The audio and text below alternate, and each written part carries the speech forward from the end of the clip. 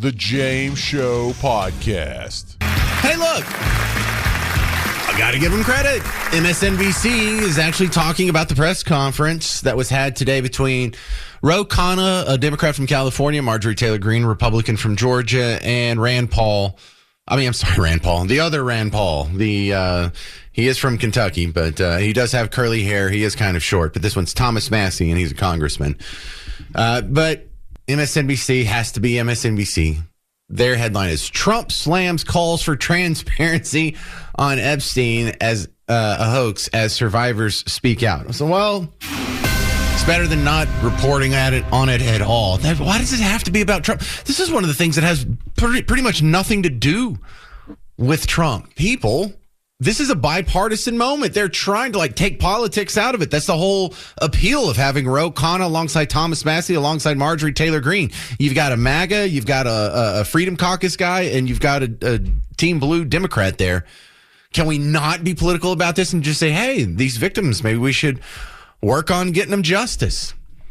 He was asked about it earlier today, too. President Trump had a meeting with the Polish president, Karol Nawrocki, in the Oval Office, took some questions from reporters, and he was asked a couple times about whether the Epstein files will be released. He called the case not just a hoax, a Democratic hoax, which, okay, fine. It's a Democratic hoax, whatever. Can you release the files then? that is what still remains. Now, before we went to break, I was going to tell you, I promised that I would play you the part where they were asked, is anyone in government on the list? Is anyone from government going to be exposed in this? And I know you probably can't hear the question very well, but I'll play it anyway. Are there any people who are currently serving in government who are named, who you know of, are in these files, who you had relations with, anything of that sort, who Jeffrey Epstein connected you with? Are you willing to say yes or no? I don't think I can answer. I don't think I can answer that. That's what you got. They were trying to get names. There's this one guy who asked about Donald Trump 3 times. And it was the same guy who asked that question, too. He also asked a real one, how does this make you feel emotionally? Ugh, what kind of journalism is that? But we did not get any names. The biggest piece of hope we got from it is the survivor says they're talking to each other and they're compiling their own list that they may be releasing soon if the Epstein files don't come out very soon. So I thought that was pretty cool. Even if we don't get it, it could shame the government into releasing the actual list. But, there's got to be some important people on this list. And not people that you and I know. We don't know who donates to all these campaigns. It could be donors. It could be donors that donate to candidates on both sides. But all we have is speculation until they actually release the list, isn't it? 800-288-9227. This is Gary in Denton. You're on WBAP. Yeah, my question was, who is asking these ladies to be quiet, keep hush? Well, no one has to ask them to. A lot of them are only speaking out under the condition that they don't have to name names, because other women who have spoken out have wound up dead. And so that's the one thing that is keeping them in check. That and a steady stream of harassment. Once they make themselves public, then they start getting phone calls. They start getting followed. In fact, one of the girls was spelling out what she's had to go through since she went public. You mind if I just play a little chunk of that for you? Because I think a lot of people have your same question, Gary. Right. All right, here, listen to this. Hi, Anushka DeGiorgio. I have been threatened. I was threatened by phone. My daughter was threatened when I was volunteering to participate in, by means of being a witness in a civil lawsuit that Virginia Giuffre was bringing against Ghislaine Maxwell. I have been followed. I have been stalked. I have been followed not only by journalists, but by people who do not get out of the car and do not try and talk to me and just drive behind me as I drive my daughter to school. So the fear is very real for us. I have also been in multiple situations with both Jeffrey Epstein and Ghislaine Maxwell where they have been direct and indirect about implying and saying that if I was to talk, if I was to bring any kind of trouble, then there would be severe consequence, including death. So it's the same old playbook when the abusers shame their victims or threaten their victims. If you tell anyone, you're dead. And I don't think it's even any more complicated than that. Now, I can almost spidey sense feel what you're thinking, because I think it too, Gary. I feel like if I was in that situation, I'd be like, damn the consequences. I'm going to speak out and I'm going to get justice. And if I die, then so be it. At least these other 19 girls behind me or whatever will get justice, and a very terrible person will, be brought to heel. And I'll be collapsing international billionaire pedophile ring. That kind of seems worth the sacrifice, but it's easy for us to say we're not in that situation, I guess. I think I would name names if I were them. Damn the consequences. I was also wondering, how old were these ladies when all this was going on with them? Were they minors? And if they were, who allowed them to go with Epstein? Yeah, so here's that list again. I was a 16-year-old high school student athlete who made good grades and had high aspirations for college. And I was 16 years old when I was flown to New Mexico to spend a weekend with Epstein and Maxwell. I was only 14 years old when I met Jeffrey. I had no way out. I was until he finally told me that I was too old. I was only 14 years old when I was introduced to Jeffrey Epstein by a 13-year-old friend of mine. God. And I was only 14 years old when my friend brought me over to Jeffrey Epstein's house in Palm Beach. Yeah, I don't know how they get to. I would, as a parent, I wouldn't let a 14-year-old kid out of my sight. But that's exactly. Yeah. And if my child came home and explained to me what happened, there'll be hell to pay. Yeah. Excuse me. No, that's fine. That's fine. I know we feel the same way. We'd be working on where we're hiding the body. Yeah, I don't understand it. No, I get it. They have to get to the bottom of this. This has to be released. Politicians, whoever it is, it needs to be released so everybody will know. It's crazy that this is still being hidden. And both sides. Both sides are hiding it. Oh, thank God. MSNBC's back on it now. They're talking about the Epstein survivors demand transparency on Capitol Hill. Good. It's getting a little play. Maybe this is progress, Gary and Denton. I appreciate your call, because I had those same questions and I hadn't gotten to them yet, and I bet you half the people listening were thinking the same thing. My next guest, the great Chris Putnam from the great Dallas Express. And you did a write-up. Welcome back to the show, by the way, Chris. Y'all did a write-up. I thought I was going to do the special announcement. No, you're quite a pedestrian announcement, sir. You're that's not special. No, fair enough. So I saw the headline and I'm like, well, I know what this is going to be. And then I clicked through, and it was even worse than I thought. The headline on Dallas Express: are Texas conservative universities really that conservative? Now, I have strong opinions on this, Chris, because I went to one of the supposed conservative universities. I went to East Texas Baptist University, and it was filled with raging liberals. I mean, there was a little bit of a balance there. I did have to take some Bible classes and a theology class, and we had to go to chapel every Wednesday. And, we were allowed to pray at events and whatnot. But make no mistake, I learned a very terrible form of economics. I learned the wrong form of environmentalism. And it was kind of surprising to me how not conservative my supposedly Bible college was. Yeah, there's actually a contradiction here. So I think the article mentioned Texas Christian University, of which I'm an alum. I've had 2 children graduate and I have a third there now. Go Frogs. Baylor. Yes, I have a little experience with this subject. Baylor and Texas A&M in particular. And look, I mean, what you said is true. The contradiction is that the wild majority of both students and families who send their students to those schools absolutely lean right.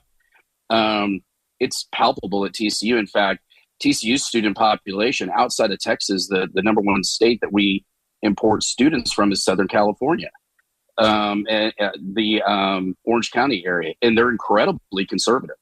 Good. Now, the staff, the administrators and the staff, that's a completely different subject, right? Like all major universities, and these are probably distinctive from where you went to school in that they're somewhat larger schools. TCU is not big, but it's about 12,000 students.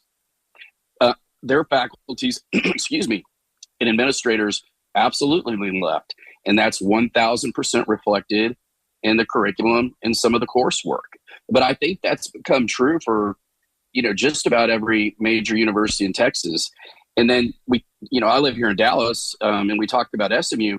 SMU is incredibly vocal about distancing themselves from the Methodist Church. In fact, I've toured that campus with 2 students of my own, and they go so far as to say they actually have no formal affiliation with the Methodist Church remaining. So it's true. They're absolutely compromised. At TCU, I get pulled into a number of these issues. At one point, they were promoting the idea of an LGBTQ dorm.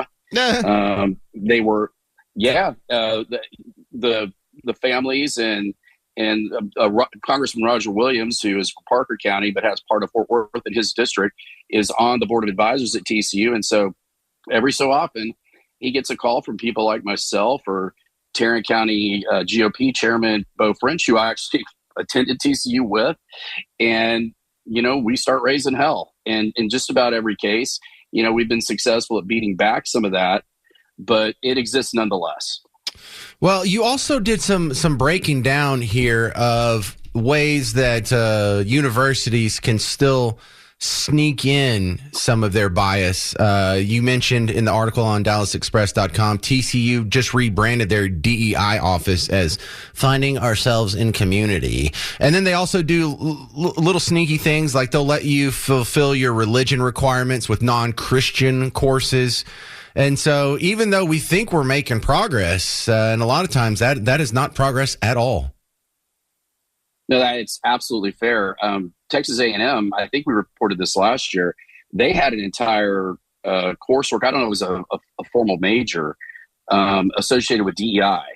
And a lot of the alumni there, and that's an incredibly large and wealthy alumni base, had to push back very hard. I would actually argue of the 3 universities that were mentioned in the article, that one's probably become the most infected of the 3 here in Texas. Ironically, you would never expect it from them, right? But Which of course, one? They're a state, Texas A&M. Okay.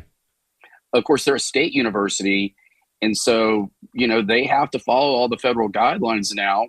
That reject those sorts of things, and in DEI concentrations, organizations, or departments in general. And you're absolutely right, and we've seen this from the municipalities too that have been forced to basically shutter their DEI departments. They basically take the remaining faculty and they just filter them into other organizations within the the municipality, in this case within the university, and just relabel it something different. So they're purposely trying to skirt around federal law in that respect. Well, I think this is important, not just by catching these people with their pants down or lying or exposing them for being dishonest.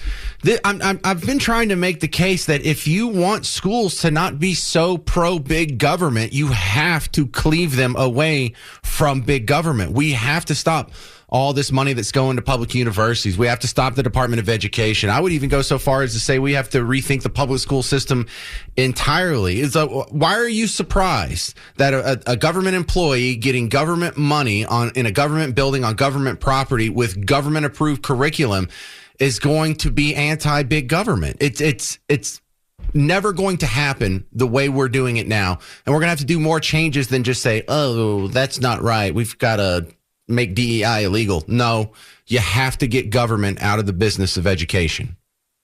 Yeah, I couldn't agree more. And, I'll add to that, it's beyond just, the fact that they encourage big government. I mean, a lot of these universities, as you well know, went full on woke radical left, and in student voices, particularly conservative student voices at most of these universities were being canceled.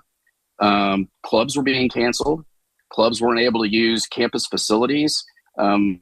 We had an example at TCU where Turning Point USA was going to be turned down as a formal campus organization, for being a quote unquote, white supremacist, whatever else they throw in there. Hey, Putnam, the top conservative university in Texas is Baylor. Just a couple hours south of here off I-35, the Bears' top conservative school in Texas, 19th nationwide. followed here in Texas by Texas A&M, University of Dallas, Dallas Baptist University, and Texas Christian University, TCU. Now, Chris Putnam is an alum of TCU, and seems like you got quite a few family ties there. You're still pretty well connected with the college scene. What were you saying when I cut you off and we had to go to break there? Well, we started with the contradiction, or let's call it a conflict, between administrators and faculties in these universities and the student bodies and their families. And it's analogous to the media, really. You know how like 90% of the media, mainstream media in particular, leans left. Well, the same is true, of course, for university administrators and faculty, even though the student population and the families, behind those students, wildly, the wild majority are more right-leaning politically and from a values point of view. I just recently had a TCU poli-sci professor who's not one of the lefties share with me that the current group of students he's teaching is the most conservative or libertarian that they've ever seen in a generation. And again, that's in direct conflict with, some of the values and behaviors promoted by, these same universities, faculties, and administrators. Yeah, I'm with you on that one. But, there's only so much you can do in cleaning up the rhetorical industries. And I use that term specifically. I've adopted it from Evan Sayet, where he's identified, people is like, oh, liberals are so stupid. It's like, well, how can you call them stupid if they succeed in so many of these industries, because they do well in politics. They do well when it comes to Hollywood, or being a musician, or being an actor, or being on TV, or being a professor. And Evan Sayet distilled it down. These are all rhetorical industries. They're all talk. You're never building anything. You just run your mouth, and if you're wrong about anything, there's no negative consequences. If you teach someone the wrong economics in college, there's no negative consequences to you. But if you use the wrong plans to build a bridge, it collapses and people die. So this is always going to be a battle, even if we do fix sort of the funding mechanism and some of the incentive structure behind it. This is something you always have to keep an eye on. It's just a function of the fact that these leftist collectivists, are, they pursue these careers. They pursue careers in academia. They pursue careers in journalism.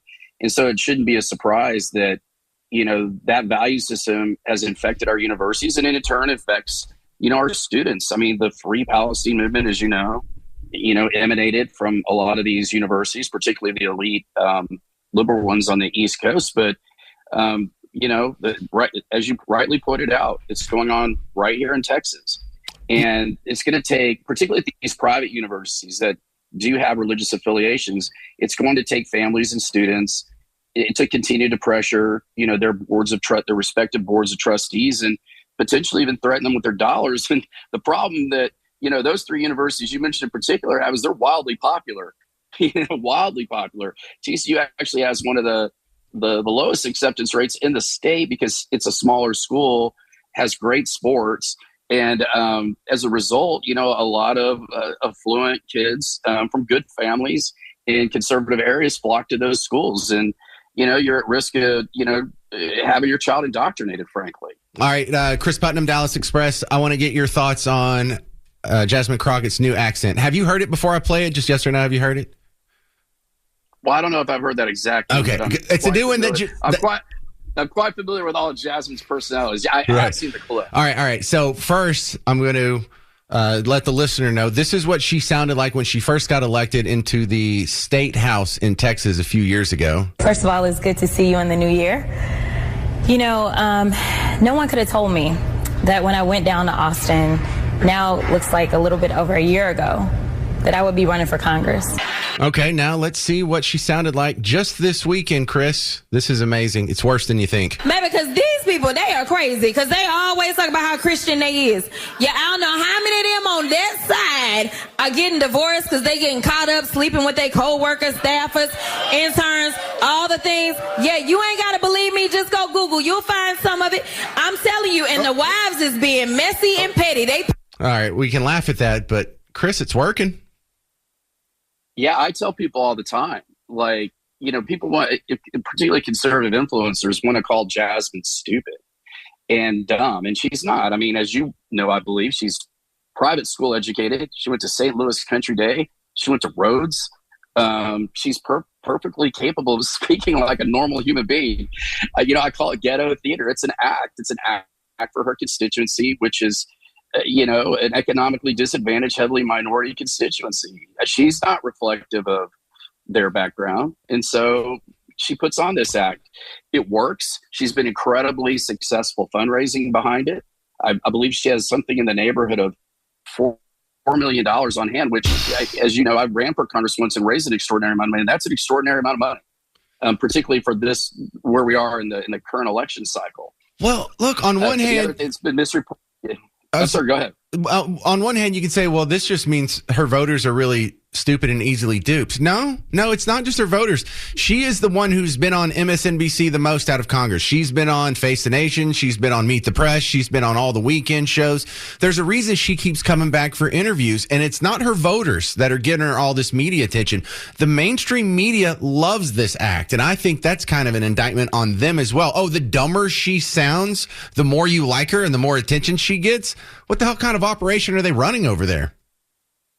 Yeah, well, I think we know what kind of operations they're running. The question is, to what effect? I mean, I understand how it personally serves her. She's been able to establish just a huge small donor network. TV is incredibly powerful. And we happen to live in one of the most expensive media markets in the country, as you know. And so to run races in this area, it costs a lot of money. So it served her really well. The question is, as these really far left media outlets like MSNBC continue to double down on that sort of rhetoric, it just feels to me like all they're doing is doubling down on their own failure. It's the precise thing that got them into trouble this last election cycle. And it's just so interesting that they continue to want to feature people like her as the leaders of the party and that kind of rhetoric. But make no mistake, there's nothing real about it. It's completely contrived. Well, I hope people can see that. Chris Putnam, DallasExpress.com. Fantastic job. I might have to have you back on soon because y'all just dropped a new article with a bunch of Epstein accuser interviews that I'm going to have to watch after the show today. So just keep cranking it out, bud. Thank you very much. Yeah, really appreciate it, James. Thanks so much. Take care. My next story here was something that you first heard about on the James Show yesterday, if you're paying attention, because we were live with the Donald Trump press conference when he first mentioned it. He had a press conference yesterday, and it was announcing that the Space Force is moving their headquarters from Colorado back to Alabama. And the more interesting part was when it came down to the question and answer session. So we actually covered that quite a bit, but he also just threw out a little gem. He's like, oh, yeah, and another thing. Right before I came out here, I got a briefing. We just blew a boat out of the water outside of Venezuela that was full of drugs. And I was like, uh-oh, is Hunter Biden going to be okay? And then it's like, of course, he can still get a new boat. But jokes aside, over the course of last night and this morning, following on social media, this is one of the things I find disappointing about both parties. This is one of the times where I really feel like I'm something else, probably a libertarian, but let's not necessarily have to put a label on it. It's just I am baffled that both parties make the mistake when it comes to drug policy in this country. Because a lot of people mistake my drug policy as a tacit endorsement of drugs. I am not anti-drug, but I'm also not pro-drug, okay? Just because I'm against the drug war doesn't mean I think we should be handing out fentanyl in elementary schools or whatever people you think libertarians want to do. But I can also see why you'd be excited about this story. So let's cover all bases here, both sides of the issue. Number one, all the caveats need to get laid out before I go too in-depth into this, because someone's still going to aggressively misunderstand this, but I'll try. Number one, I'm not pro-drug. Number two, it's probably a good thing that the cartels that are running drugs here suffered a little bit. The people that were on that boat, probably terrible people that deserve to die doing something illegal and dedicating their life to doing something illegal. Drugs are a bad thing. They should be generally discouraged, especially the more hard drugs from use. Now, on top of that, now that I have all of that laid out, we all agree on these points, right? All drugs should be legal. I'll say it again, all drugs should be legal. Over the counter, in fact. Blowing this boat up may make you feel good. It may make some good headlines. It may make you think that some progress is being made, but it's not. Everyone that wants cocaine tonight is going to get some. Hunter Biden is still going to get his next crack rock. This isn't solving one person's addiction. This isn't sobering up someone who needs it. This isn't changing anyone's life except for the 11 people that died on the boat. This is not improving anything. You're like, James, well, you stopped drugs from coming in. Well, we stopped those drugs from coming in. But of all the drugs that come in every day, that's probably just a small fraction of what came in. If you've made any effect at all, you may have driven up the price of some drugs for some people, which makes their life even harder, makes the drug trade more lucrative, and still keeps the number of addicts at a static position. There is no solution to the drug problem that can be found through legislation. The drug war has proven to be a failure. I think the drug war was over a couple years ago when there was a bag of cocaine in the White House. It's the most secure building in America. It's probably the most secure building in the world. Yet the president's own son, allegedly, reportedly, theoretically, figuratively, whatever you want to put in front of it, accidentally left a baggie of cocaine sitting on a table in the White House. Oops. Congratulations, drugs. You won. Now, when you talk about, well, James, if you make drugs legal, then it's just going to be available to everybody. Okay, are you going to start doing drugs just because they're more available? Because I'm not. Kimberly's not. Garrett's not. Whichever Garrett that is, Garrett 4 or whatever. Bruce isn't. You think Mark Levin, who comes on after me, you think is, oh, what? Cocaine's legal now. I'm going to do some coke. No, of course not. I know this is hard to grasp, but the war on drugs has been a failure. And it's been a failure in the wrong direction. We have restricted liberties. We have expanded the police state. We have expanded searches and seizures. We have expanded domestic surveillance. You know, the Patriot Act that lets you wiretap citizens, you were sold that in 2001 as a way to catch terrorists. Over 90% of Patriot Act FISA warrants are to catch drug traffickers now. That's what this is. Drugs have allowed more guns to be confiscated than you could possibly have done otherwise. The war on drugs has been a complete erosion of your individual and civil liberties. It's been a huge expense to the taxpayers at all levels, municipal, county, state, and federal. And our drug problem, our drug deaths, overdoses, higher than they've ever been. It's the same thing as the Department of Education. They made this institution to take more money from you and restrict your liberties with the promise that education would be better and less expensive in the future. Here it is. Education scores have gone down and the expense has gone up. It's done just the opposite of what it promised. It made your life worse. It should be ended. Drug war's the same way. You were promised, hey, we're going to take away this freedom for you to put whatever you want in your body whenever you want, to buy anything you want over the counter between consenting adults. We're going to take all that away. There's going to be all this surveillance. There's going to be all these new rules. There's going to be checkpoints. There's going to be searches. There's going to be pat downs. There's going to be dogs that sniff you when you go to the airport, all for drugs. And what's our result? Did we get rid of drugs? Or are drug deaths higher than they've ever been? Yeah, it's time to end the war on drugs. This boat blowing up isn't going to change a thing. We took out Pablo Escobar in, 1991? A new guy just replaced him. We took out those guys, another guy replaced him. Took out those guys, then another guy replaced him. We took out this guy, his pilot replaced him, and then after the pilot got taken out, then it was El Chapo. We just took out El Chapo, and we still have drugs. We have cocaine in the White House. The James Show Podcast.